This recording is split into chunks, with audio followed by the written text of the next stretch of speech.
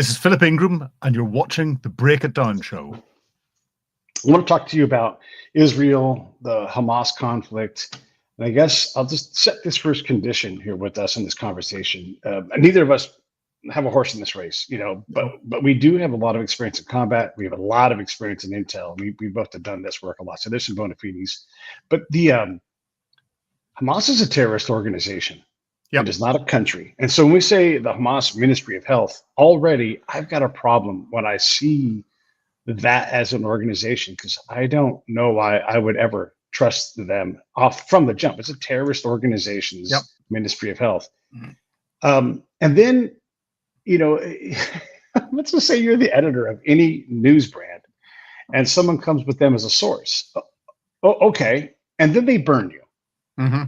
At some point, you have to say, don't bring Ministry of Health from Hamas. Don't ever bring me Hamas numbers again, right? Mm-hmm. So that makes me wonder, when we see New York Times, Washington,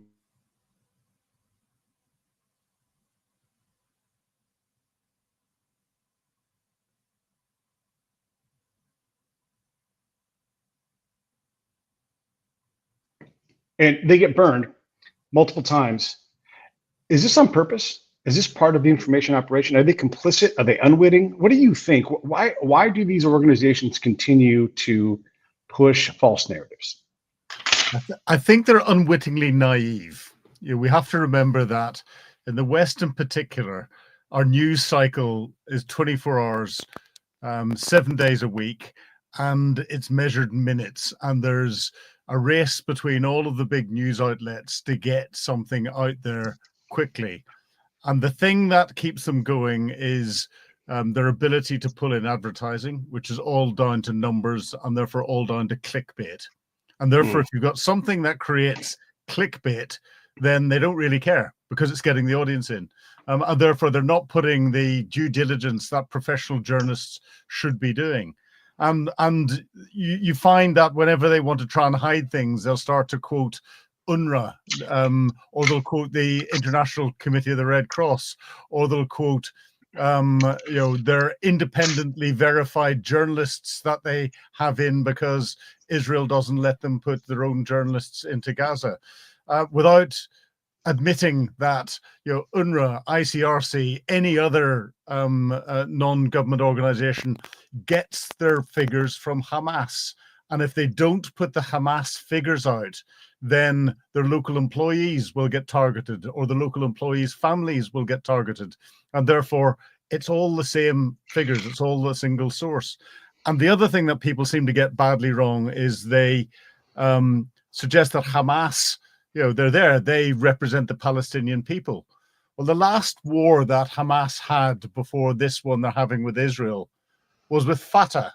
It was a civil war between the two Palestinian elements. Fatah controlled the Palestinians in the West Bank, which are the majority. And they had a civil war that lasted just over a week between them and Hamas after there was some elections. And Fatah lost the elections in Gaza. They don't get on well. Hamas does not represent the Palestinian people. They're not a government. They are, as you said, an internationally recognized terror organization. Right. So I'm embarrassed by what some of our international leaders are doing at the minute. Yeah, recognizing the state of Palestine. Let me just back up. We're desperate to have a two-state solution. I don't know that there is one that is possible. It doesn't appear that either side wants that any longer. Obviously, Palestine has not wanted a two-state solution because they've always backed away from it. Maybe there was a point in time when it was possibly possible, but every time it was possibly possible, they were the ones that walked away. This doesn't absolve Israel for its misdoings and everything. Yep. But what they're not doing is genociding anybody. They are not purposely starving out people. And this bullshit causes them to say, okay, well, because this is just Pete talking here, but if Hamas wanted to end the violence, if they wanted to end the starvation, they could surrender unconditionally, release the hostages, and everything stops. Everything's over, right? Because Israel doesn't want to harm these people. But we hate that narrative. We hate it. See, there's a historical precedence of terror groups giving up and being escorted out to another country. Yasser Arafat stopped his war with Israel and was effectively pushed out of the region for a period of time as a punishment, and they all surrendered. If Hamas wanted to stop the conflict, they give up. They hand the hostages back. They don't put any caveats on what they're doing. They get their international negotiators to negotiate free passage for them to somewhere else.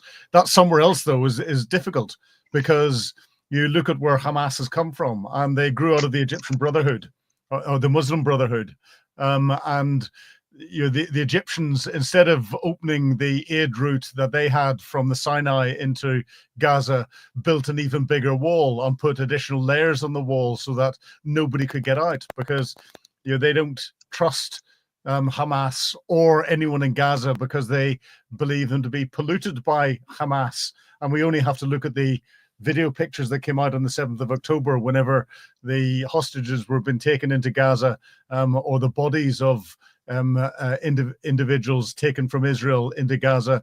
And it wasn't just the Hamas fighters in the back of the trucks that were abusing them.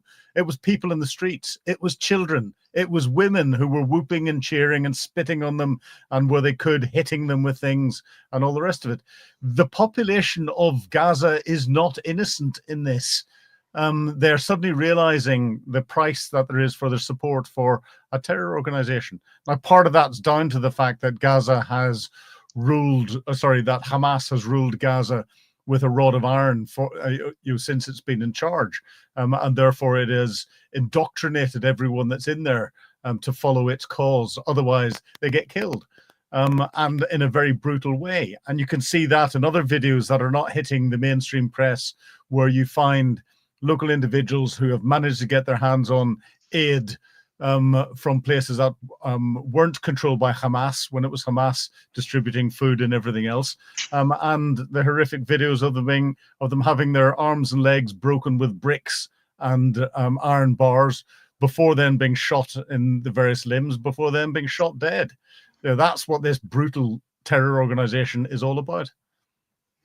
The other day, my buddy Patrick and we were tearing apart some news, because you can read news stories. And again, like for people who don't know, on the intel side, guys who go to the field, we write things as if we are reporters quite often. And we're not faking like we're reporters, but it's the same system. I go out, I develop sources, the sources give me information, and I'm like, hey, here's what happened. And then so first, when I write reports, the first thing is who went, where, when, why, how, all 100% factual. It's where we went, this is who was there, and this is what we did. And then I sort of give the breakdown of like, this is what I was doing specifically. And then in the third section, I talk about this is what I think, right? And so I don't put my opinion, unless the context is important. And then I say, attention, context important. This is an agent note. And so that's when I'll put my opinion, like, or I'll say, hey, understand that the sheikh only had one hand, or whatever it is. Like, so you're like, oh, that makes sense. Otherwise, I don't put my opinion in any of the upper two sections, the bottom. So it's very similar to report writing. But there's one fundamental difference there, and this is what people don't realize, because we put our opinions out on social media, and they're not opinions, they're assessments. Because whenever you're carrying out an assessment, where a journalist will go in, and a lot of the international journalists will put their opinions in places, their opinions are clouded by or focused by their own personal bias, or by the bias that's coming out of the media outlet that they represent. That's true. And often they're the same. If you come at it from an intel perspective, you come at it without bias, because the one skill that we have to have is being able to clear our minds and to formulate our assessments on the facts and the information that is presented to us. And then we put a confidence against that. So if we're only 60% certain of what's coming in, then we say, and we have got a number of words to help us describe that we're only 60% or 80% or 20%. And we do that, but we do it without any form of political bias or influence, even from those that are in charge of us in command. And that often causes real difficulties. The number of times I've gone to the general and said, this is what I think's happening. And the general says, that's not what I want to happen. You're to go away and change your assessment to this. And I go, no, General, you're getting my assessment. It's up to you whether you accept it or not, but I'm not changing it so that you can go and brief someone else and I give you the excuse to carry out that action. This is what I believe is happening. So you act as a conscience for the bosses. And what our press has lost the art of doing is holding power to account by acting as the conscience for power. We've got too many journalists that are doing that by trying to force their opinions or their outlets' opinions on politicians, and politicians are just lapping it up, and that's sad. And pressing the exploitation button, right? When you lose your integrity, you become exploitable, and so we're left to go. And when we were talking about, talk about this, but when the New York Times repeatedly gets bamboozled by the Ministry of Health from Hamas, you have to say, is this design? Are they part of this? Are they complicit? And I asked earlier, are they witting? Are they unwitting? And you're like, yeah, they're unwitting. But if you were to find out that they were doing this on purpose, this is a cabal of some kind, you'd be like, well, that's not a surprise. You know, they have some kind of interest in this. This is a thing, like a rubric that I've been running on this whole thing. So first off, I would say the zeroth thing, right? The thing that comes before everything else is that this is an information operation war. Yeah, everybody knows. Yeah, Hamas cannot win this toe-to-toe with Israel. Most countries couldn't defeat. Several countries at once can't defeat Israel. So they have to fight in a different domain. So they're fighting the political and the information war at a high level. So there's that. And then there's the fact that they built their war machine in and around their people. They're interwoven. And so any kind of action was designed to cause atrocity, because that's how they built their war machine, which violates all of our modern things. Again, it's a terrorist organization. We're starting to run out of room for Israel to be a bad player in this. I mean, and John Spencer, who's got the credentials to talk about this, has the access, repeatedly says, no genocide, no starvation, Israel's doing this. And he's like, not only are they over the standard, they are the standard for protection of the civil populace. It doesn't make Israel innocent, but it does create a problem when we have all these problems before this, and we're expecting Israel to be this evil monster, that there's just not enough capacity when you take everything else. I'll shut up and I'll let you talk. Yeah, well, I was going to say, putting some numbers and putting some facts against that. You know, the casualty figures are about 50,000 dead, is what people are saying. You know, if we take Hamas, and there's tends to be agreed numbers of about 20,000 Hamas killed.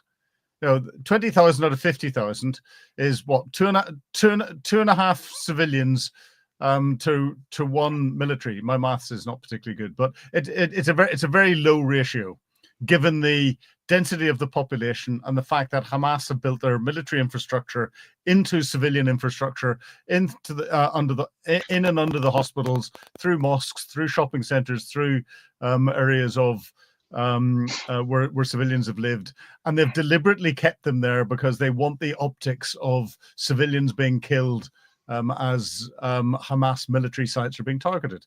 International law removes the protection of any protected site if that site is used for military purposes. So if a hospital is used to fire rockets from, then that hospital loses its protected status under international law. That's simple Geneva Conventions. And therefore people seem to have forgotten that and think, oh, it's only Hamas doing the hospital, you shouldn't be targeting the hospital. They're not targeting the hospital, they target Hamas in it. And therefore, and you will get collateral damage. I've got a very good friend who has been in a large number of conflicts. He's out of the British military now, works for a number of international commentating organizations, and is independent of thought. And he's been there. He's been into Gaza. He has sat and watched the Israeli targeting process. And he says, just like John Spencer does, it's better than anything we've done. I've got former generals and brigadier generals and other colleagues who I trust implicitly who went out to Israel, and they were very skeptical. They were blaming Israel and thinking they weren't keeping up to the standards that we'd accept. And they all came back, and I've talked to all of them separately, and they've said what they're doing is better than we do. And actually, when you look at that ratio of 2.5 civilians to every military person killed, we have never achieved that low statistic in any similar conflict in a built-up area. And therefore, Israel is doing that.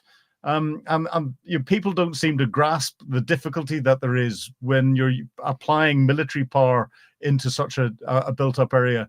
And if Israel wanted to commit genocide, that is a deliberate act of trying to destroy a population. Well, there's the Israelis have for 2 years. They've got such a good conventional military capability. There would be no one left alive in Gaza if they really wanted to kill everyone. In fact, I've seen other statistics that say the birth rate is such that the population has actually grown to more than there was beforehand, and that includes if you take the casualties away. So it's not nice for the civilians out of there because Israel is carrying out a very aggressive action. Hamas are deliberately trying to stimulate Israel to do it. And the challenge I'll put out there for any of the people that are watching this or listening into it is go and find me an official number of statistics where Hamas has turned around and said how many of their fighters have been killed. Find me one video anywhere where there's a Hamas fighter being taken into one of the hospitals. It's interesting as well. Every hospital has been destroyed at least 10 times, and there's none working. But every time they want to get a video of women and children being taken in, there's always a hospital there to take them into, and doctors there, and it all seems to be working fine.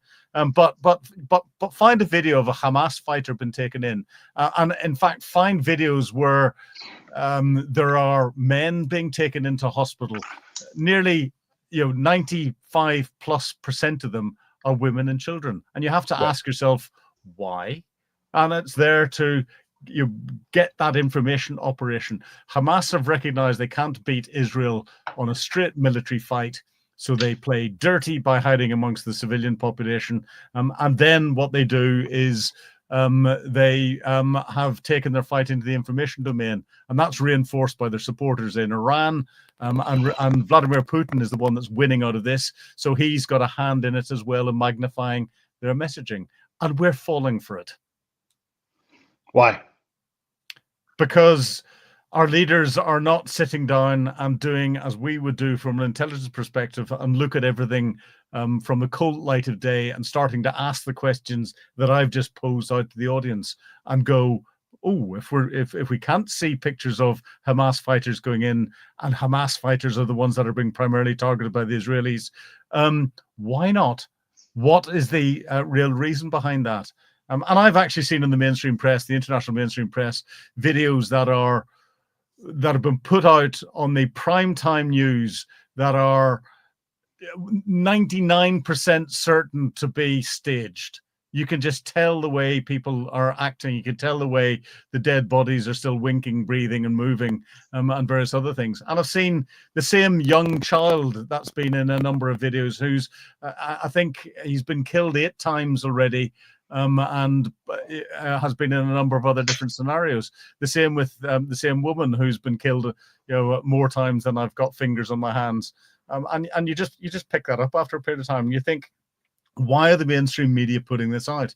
They just want to hit their clickbait audience with whatever they can get as quickly as possible that looks sensational and gets more people to click, so that they can get the advertising dollars that they need to continue to fund their station.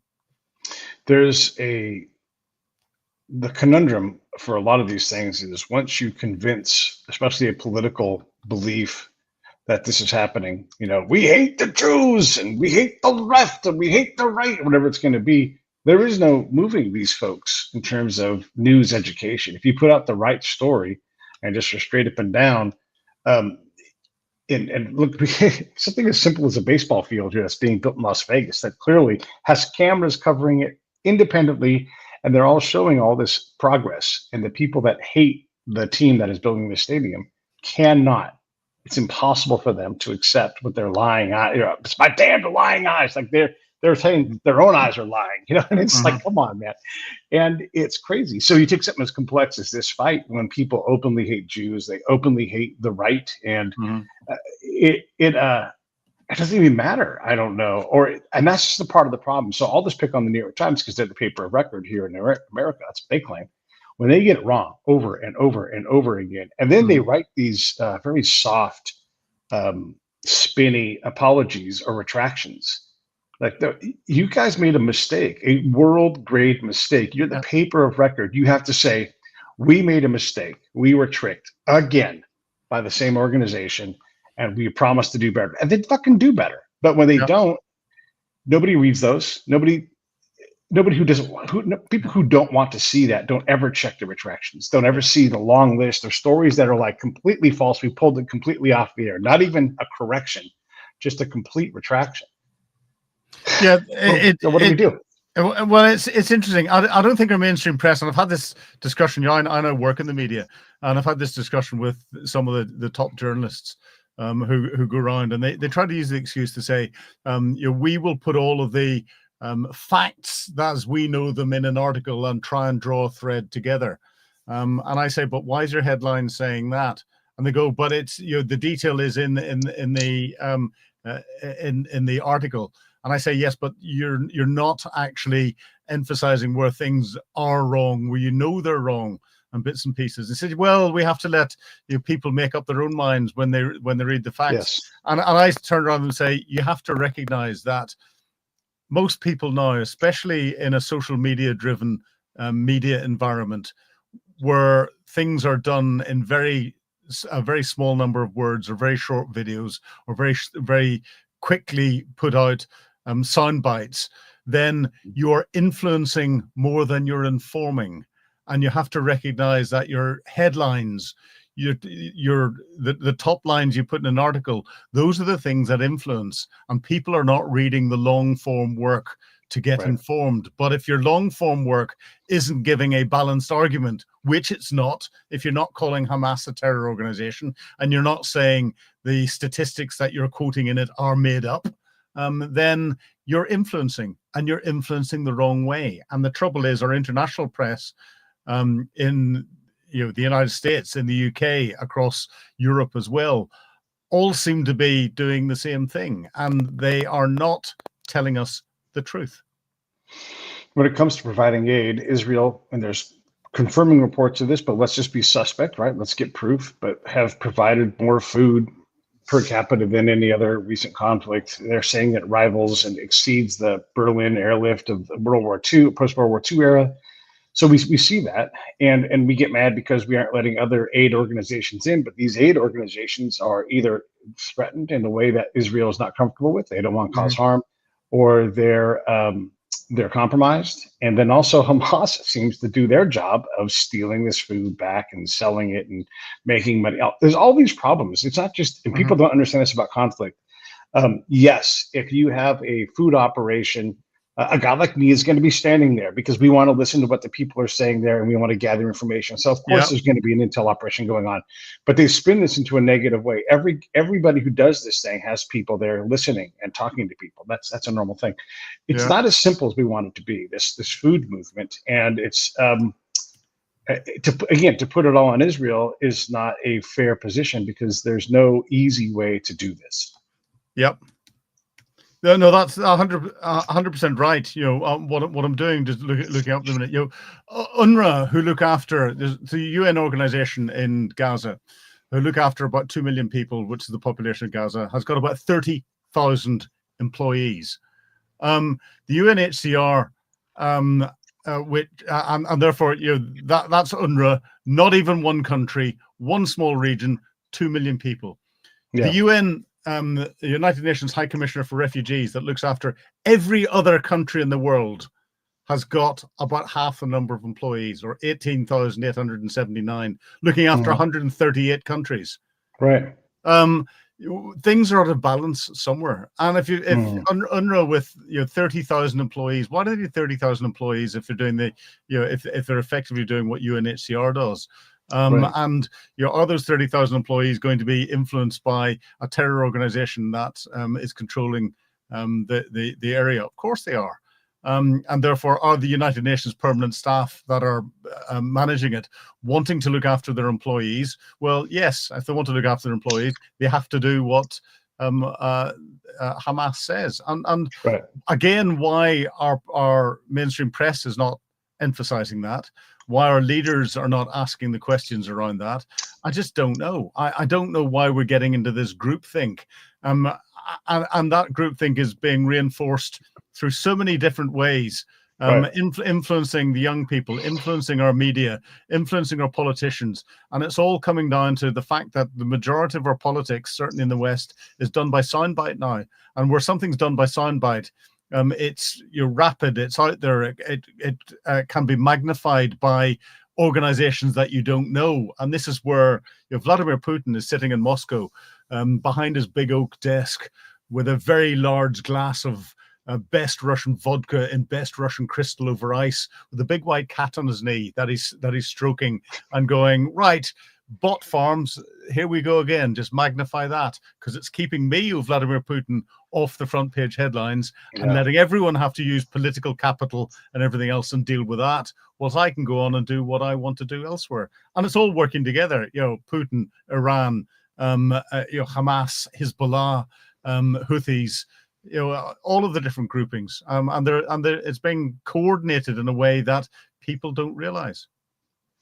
Yeah, there's an exchange of power that's being portrayed right now. And as much as our president's like, I'm a deal maker, I'm going to make a deal. Well, you have to have the power to make the deal, and the power is elusive. And you're right. Is the Iranian, Ukrainian, Israel, Russia, Hamas, is all these individual conflicts are all related, and they're all on the same chart. They maybe don't all overlap, but they're all in that same Euler diagram. Oh, there's an overlap. There's a definite overlap. Yeah. And even if there's just small, it's still on the same chart. So all of these things are tied to one another in some way directly. And so, Putin loves, if he didn't, approve or encourage, he loves that the Israeli-Hamas war started, because he was getting all the attention, and now he isn't.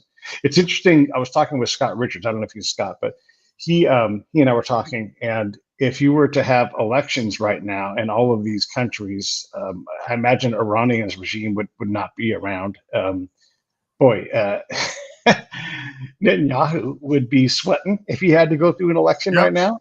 Donald Trump would be sweating if he had to, because he's Donald Trump and he causes his own chaos externally. Then and internally. And internally for sure. Every single one of these leaders, Zelensky, Putin, if they did a true, almost for sure, all of those leaders are gone. In an instant.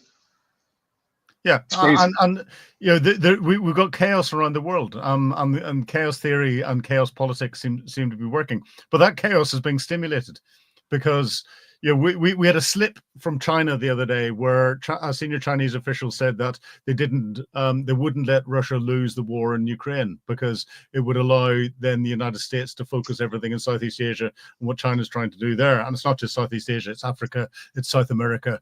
The whole Belt and Road Initiative, China's taken over all the stands, the Kazakhstans and Uzbekistans and all the rest of it, and they've moved through South America, moving up into Central America, and we've got these CRINC countries, China, Iran, Russia, and North Korea. You look at that with regard to what's going on in Gaza. There's North Korean weapons have been supplied through Iran into Hamas and also Hezbollah, because the Iranian Revolutionary Guards Corps, the Quds Force, carry out the training and the equipping of the different groupings that are around the place, and help equip Hamas. Iran supplies weapons and weapons technology to the Russians. The North Koreans are supplying weapons and ammunition to the Russians. The Chinese are supplying technologies into the North Koreans, as are the Russians, and advice on how to work missiles. They're all working together in different ways. The difference between them and a more formal defense organization like NATO is they're all working for what they can get out of it themselves for their own little country, rather than from a collective perspective of working together. But it's one of the reasons why they like chaos being somewhere else, so that the international leaders who could do something about it if there's only one problem are actually focused on so many different things that they don't have the political capital, the time, the resources to actually focus on one thing and get that sorted out before something else comes in. Because again, you look at Donald Trump, he's said he was going to solve the Ukraine crisis within 24 hours of being inaugurated. Then it went 100 days, and now he's just pissed off with Vladimir Putin because Putin's not doing this deal. He tried to offer a deal to the Iranians. Well, he hasn't thought of things from an Iranian perspective and recognized that culturally they don't do deals the same way, and therefore they were never going to do a deal. So he's pissed off with that, but he's also slightly pissed off with Netanyahu, who's not listening as well. So he doesn't know where to turn there, and he's very pissed off with China because no matter what he tries to do with tariffs or with anything else, China is not coming to the table to try and do deals. So but he's focusing and spinning around all of them instead of being able to sit back and deal with one of them and deal with it comprehensively.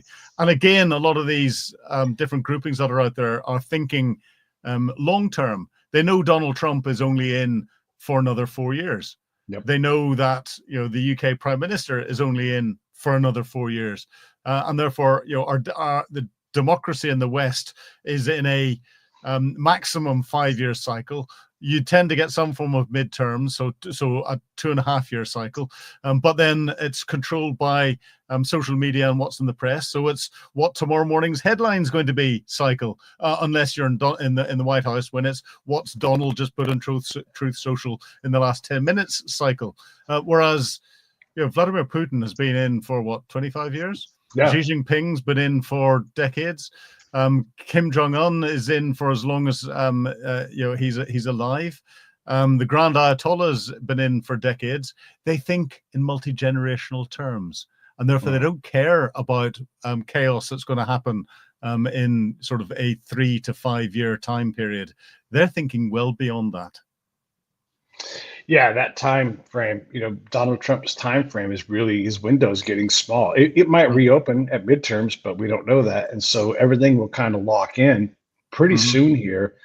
And if he's trying to get deals done, well, time's a wasting. Like he's got to do it. And I don't know what deal you get to make the Israel-Hamas conflict stop. I don't think one's possible.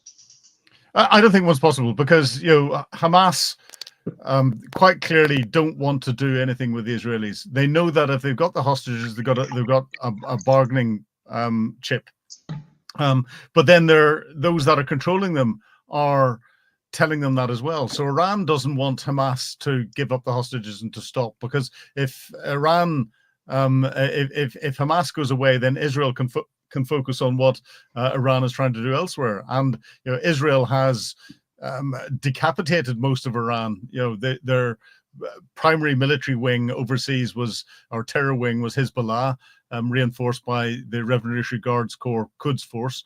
A lot of them have been taken out. Every time there's a new commander appointed, he's almost that day appointing his successor, because he knows he's going to last about 48 hours before an Israeli missile manages to take him out.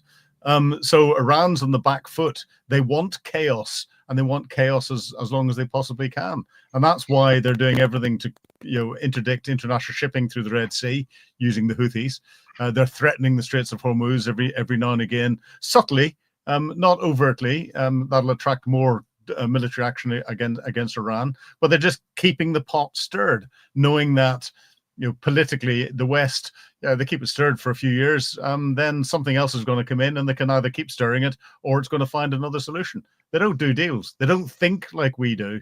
They certainly don't think the way Donald Trump does, and the way he perceives a deal being done. And I think Donald Trump has just come to the realization that Vladimir Putin doesn't think that way either. Yeah, that's a lot of stuff right there. Trying to deal with the international intrigue, the partnerships that are going on behind closed doors, a country saying one thing and doing something else, which is certainly possible. It's tough. And if Donald Trump and his crew can't bring peace to Israel and Hamas, or America in general, I don't know who else does. I mean, I don't see China, I don't see Russia, any of these elements being able to come in and craft that kind of agreement. It has to be. I mean, I don't know. I mean, who else could possibly do it? What other country could go there and weld a peace together? They can't. I think, and this is part of the problem in the international community. You look at who are the big players in the international community, who should have the power to do these sorts of things. There are 5 countries. It's the 5 permanent members of the Security Council of the United Nations who've got the veto. They're the ones that should control everything. Well, Russia, China, United States, France, and the UK. Russia and China, they've never participated actively from a leadership perspective in any peacekeeping operations or bringing peace to different countries. Russia's done quite the opposite. It's caused conflicts in different countries. China is just threatening and is expanding. Then you've got down to 3. UK and France, part of NATO, primarily European focused, but both have got a power projection capability that can go elsewhere, but nowhere near to the same degree as the United States. And the United States has, from the end of the Second World War, where UK and France spent until it was only the mid 1980s that the UK stopped paying the United States for the weapons and support it got during the Second World War under the Lend-Lease agreements. And therefore, it been financially crippled all during the Cold War and everything else. And the United States stood up and became the big protector for everyone during the Cold War with building that up. But then since the Cold War stopped, Europe has assumed that the United States would keep doing that. One positive that's come out of what Donald Trump's doing at the minute is that he's forcing Europe now to realize that they have been living off the generosity of the American taxpayer, and it's time that Europe stood up and looked after itself. That's good for Europe, and Europe's doing that. That's bad for the US economy, because Europe would buy lots of US weapons and get lots of European money going into US taxpayers by helping with their military capability and everything else. Now that Europe's building up its capability to go in competition with it around the world, boy, is the US defense industry going to have some proper competition in about 18 months' time. And that will come back and bite Donald Trump from his business perspective fairly quickly. The world in a few years' time will get slightly safer because it's not relying on one world policeman, the United States. There will be others that can step up a little bit more. But there's going to be so much chaos between now and then that I think it's beyond anyone being able to solve it. And I've been at this game for, whether it be in the military or whether it be examining and commentating on it, for over 40 years. Yeah. And it's only in the last 2 years that I've seen clear paths to a global third world war conflict. I've never seen that before, and that worries me. Yeah. And you just talked about, the improvement of Europeans' ability to defend itself and the industry that's going to come with that. And when we look at it from the positive side, hey, that's great, right? Like this is going to be good for everybody.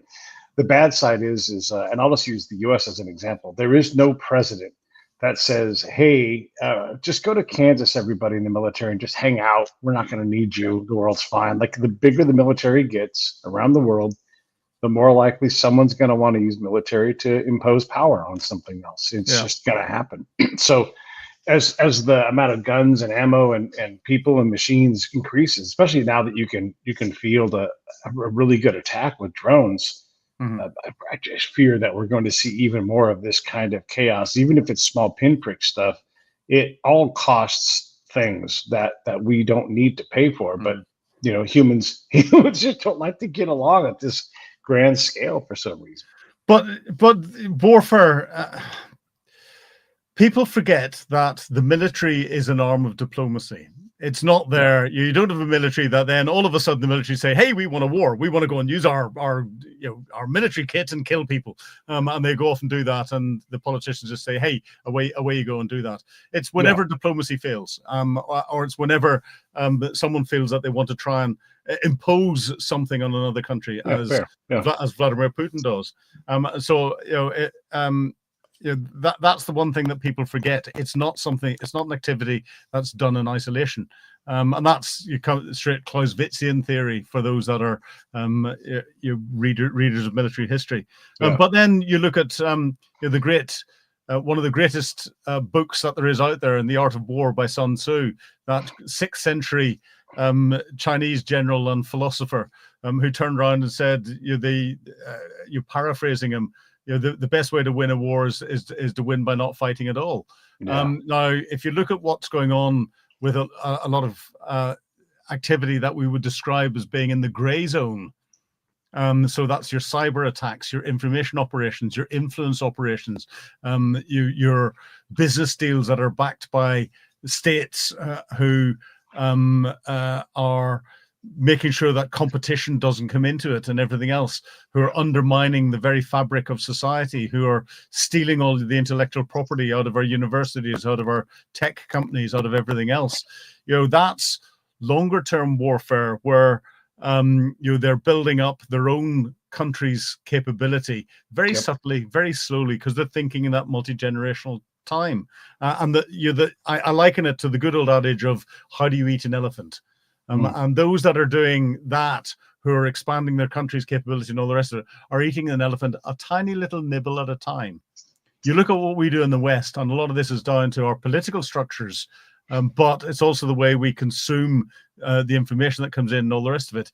We're trying to eat the elephant by taking a complete limb at a time, or in reality, swallowing the whole elephant at a time. Or whenever social media comes in and we get Donald Trump putting something out on Truth Social, him and his team are trying to swallow the whole herd of elephants at once, knowing that they're going to try and deal with another one later on that afternoon. That tends to choke you to death. Yeah.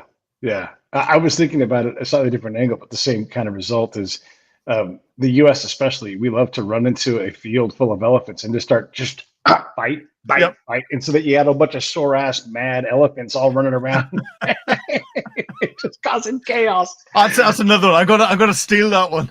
Please do, yeah. Like, quit biting on the damn elephants all the time. Yeah, there's a lot to that. One of the things I wanted to talk to you about too, because we're Intel guys, is the shocking success, penetration of Mossad against their adversaries. Yeah, and so you and I both know. When you do what they did to Iran, and Iran starts reaping its own people, because now they're looking everywhere going, everybody is a Jew, and we're going to kill them. So they kill a bunch of their own people, but also probably lost sources in those operations. But they play a long game, and they can play in an area where like the U.S. tries to not play, at the level that Israel does. But if they went to Qatar and blew up a hotel room with a Hamas backer in it, wouldn't surprise me at all. If that news broke while we were talking, you and I'd be like, yeah, it makes sense. I don't know what they have up their sleeve next, but they have something up their sleeve. And I want to add this next thing too, because these things confound things. So when we have bad energy policy, which I think in the US we do, you create other energy markets. So now, is it Guyana? I always get Guyana and Guyana mixed up. In South America, on the northern shore of the continent, they now have more oil, and more countries have oil. And so that's caused in part because we've said, hey, it's hard to get oil. Let's go find it. And so the companies that are great at that, they find it. And now you have to protect their interest, Guyana's interest, or Guyana's interest, because they aren't big enough. They're the country's the size of a big city, really. And so what are they going to do? And how do you keep the Venezuelans off their back and all this other? It's crazy how a policy that you think, oh, this is good, we're going to have better and cleaner energy. And it's like, no, that turns into this conflict over here that now requires more resources, consumes more carbon. And that policy just gets worse and worse and worse because we're just not good at, I don't think humans are good at thinking through the costs of doing these things to realize, well, that isn't helping anybody. Well, if we're in an era of soundbite politics, our politicians aren't putting the detail and planning behind them. If they're not putting the detail and planning behind them, and I'm an ex-Intel officer, but I was a planner for many years. Going through the planning process, the old adage, no plan ever survives first contact with the enemy. Right. And that's 100% right. But actually, if you've been through the planning process, you know what the second and third and fourth order implications are of the different activities. You've planned branches and sequels of your plan for almost every eventuality that's there. So when something comes in, you're ready to deal with it. If our politicians are working on sound bites, they're not doing the planning. And therefore, they don't understand what the second and third order implications of their That's right. decisions are whenever they're doing things. And that's why things go wrong. This is where I take my hat off to Mossad and the way they had penetrated Hezbollah, and what an audacious operation. And the same with the Ukrainian GUR and the SBU with Operation Spider's Web. You know, as Zelensky was being assassinated in the Oval Office, and Donald Trump turned around and said, "You don't have any cards to play," Zelensky was sitting there going, "Actually, I've got a full house, and it's sitting there, but I'm not going to tell you I've got that because we're playing it somewhere later in a different game." And playing that long game is something that the intelligence organizations know full well is important to do. You look at Northern Ireland, and the reason why the Troubles, as they were, stopped was that the IRA and the loyalist terrorist organizations were so penetrated by British military intelligence, by our security services, and by our police intelligence services that they didn't know whether the person that was next to them was an agent of the state or not. And they find that every time they were trying to plan an operation, 8 times out of 10, something went wrong with it. And that was because it had been interfered with in a way that they couldn't carry out anything from a military perspective. So they then changed into the political domain, and to go down the political state, because they had culminated militarily. You'll never defeat a terror organization that uses the people to hide amongst, but you can make it culminate. And that's the best I think we can hope with Hamas and with the Iranian influence across it. But we're a long way off that, given the number of years that they've been allowed to build up their capability elsewhere. And the fact that the different intelligence organizations, whether they be Israeli, whether they be American, whether they be British, whether they be French, tend not to swap their detailed operational ideas or what they're doing, because that's very highly classified from national perspectives. Yes, I wait to see what happens next from Israel. Yeah, their penetration causes every country. This is Pete talking to everybody. When you see penetration like that, where Hezbollah hands an Israeli agent a purchase order for obsolete technology, pagers and walkie-talkies, and they pay for their own demise. It's shocking, the level of audacity that goes into that, and the patience. And I don't know if we could have pulled that off. We're much more frontal. We would have just sent a bunch of Delta Force guys in, did a crazy thing, and then lie about it. That's what we would do. Yeah, well, yeah, but you put us down too much. Look at the Second World War, and we did it all the time. Look at we managed to convince Hitler that we were going to invade Southern Europe through Greece and not through the toe of Italy. That was done with a dead body carrying a set of plans stamped most secret. You guys did that. Well, yeah. You convinced Cujo to destroy his own factory. That was put in a submarine, but American intelligence helped us understand the Spanish intelligence services that were there, who was linked to whom, and you ensure that the body was floated off a submarine with all the signals intelligence and everything else that went around it to suggest there had been an aircraft crash, and it floated in knowing full well that it would wash up on this particular beach. The head of the police would talk to the Germans and get everything off to the Germans and elsewhere, and it eventually ended up on Hitler's desk. And the wider information operation that became Operation Fortitude during the Second World War, where I think it was Omar Bradley commanded a complete army that didn't exist. And he did that because he'd been a bit of a naughty boy, and I think was put on the naughty step whilst that was being investigated. But this army didn't exist, but it still had huge exercises and there was the communications going around. It had aircraft and tanks and trucks, but they're all blow up. Or there were wooden aircraft, so that the German, and they were put out as part of deception. We've forgotten the art of that. The Israelis didn't. The Ukrainians clearly haven't. But then, the Ukrainian head of their GUR, General Budanov, one of the first things that he did was he got the old Second World War Special Operations Executive manuals and read those from cover to cover and has adapted them into modern conflict. We need to pick that up again. Yeah, agreed.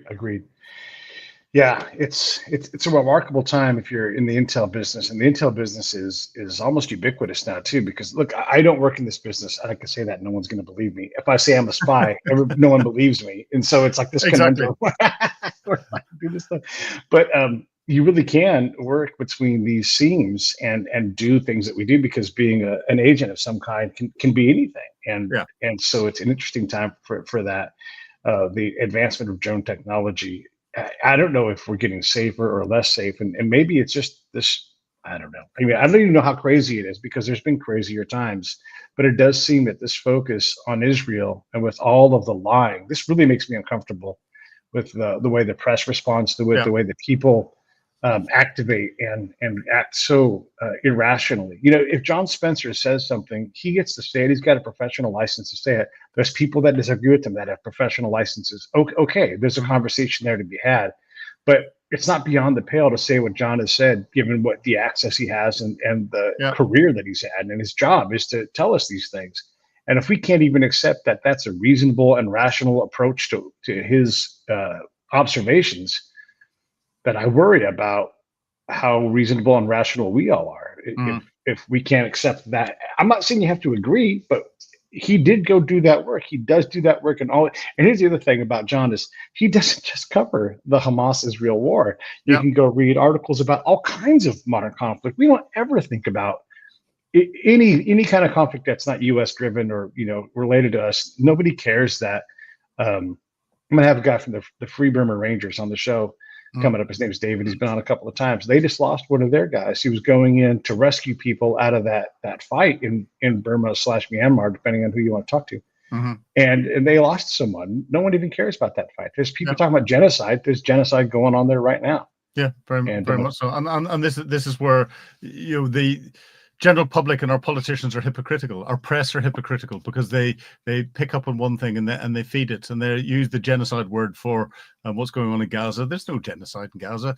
Yes, it's horrible. War is horrible. It gets down there, and when you're fed the pictures that come in, you people don't question them. They take them as complete fact, and that's really sad.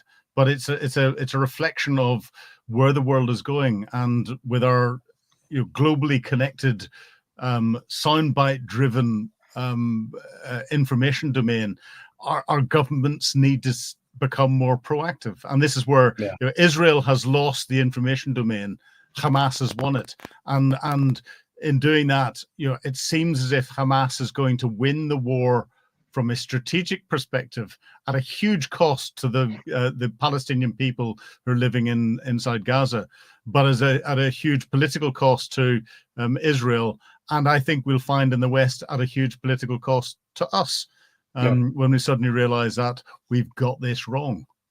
And now that's a new playbook. Yeah. And it may not work the next time, but it doesn't mean it's not going to suck. It's going to suck, and you have to kill a lot of people to do it. Yeah, but it's going to cost in the long run. It's going to cost more lives around the world. It's going to cost our taxpayers more dollars, because we're going to need more military capability, and our politicians are not going to be held accountable, because they'll have been voted out, and someone else has come in, and they'll say, and they'll have either retired or, looking at the ages of our politicians now, will have long since died, and therefore are completely unaccountable. But it's our families, and it's the next generation that are going to be paying for this. When you look at how to read the news, I largely have given up on the news because I hate being lied to. And when I watch, if I want to see what Donald Trump said, I just listen to the speech. He talks all the time, and I'm welcome to dig deeper and get into whatever he says. I'm not really moved all that much by his stuff. I understand what he's doing, but I just don't want to hear from newscasters anymore. I'm tired of the salesman of like, hey, we had this ridiculous tsunami warning thing. People were losing their minds because the tsunami's coming. And I'm not a scientist, but I've been around long enough to, and every time they do this, like, I'm not saying there aren't tsunamis, but I am saying, calm the fuck down, everybody. Like this, Like, act accordingly. But our news inflates all this stuff. Our weather has become sensationalized. It's like Yeah. porn. Yeah. And so I just don't consume it. So how do you do the news? Well, I was going to say it's become sensationalized because it's down to what I said at the very beginning. It's clickbait. Right. You know, I've worked in the news. You know, I worked in Sky News for a bit. I'm a presenter now on Times Radio, The Sun, and on Talk, which is a UK channel, but it's broadcast out of the United States, early hours of UK morning, but prime time. And we do long form analysis in a lot of stuff. This is where you've got good channels which will get long form analysis and get real experts in and allow them to get their opinion out and to explain things. Our mainstream channels are not. It's all about headlines. It's all about those sound bites. It's all about you've got, when I was working for Sky News, literally giving commentary on what was happening inside Ukraine every hour, on the hour, live in front of a big screen. I had about 2.5 minutes. Trying to get anything of substance out there in 2.5 minutes is really quite difficult. And if you've got people who are not informed, and full marks to Sky News, they got military commentators who were informed. But there was a change in the head of news, and they got rid of all the military commentators, and you know, took away that sort of informed content that's coming in. You've got reporters that are going out and are sticking a microphone in front of anyone that will comment to them and give them their personal opinion. And you know, I'm gonna be slightly rude here. You know, opinions. Everyone's got one, and everyone's entitled to one. We've put our lives on the line to ensure that people can have an opinion about whatever they want. But opinions are like assholes. Again, mostly full of shit. My computer's about to die, so I'm going to thank you for being on the show. We did a full hour. That's wonderful. I love it. Every time we get a chance to chat, man, it's always a delight. So thank you very much. Everybody, I'll see you all next week. Philip, say the last word, and hopefully my computer stays on long enough to hear it. Well, thank you for having me, and it's been a real pleasure again, Pete, and I look forward to chatting to you again soon. Thank you, everybody. I'll see you all next week.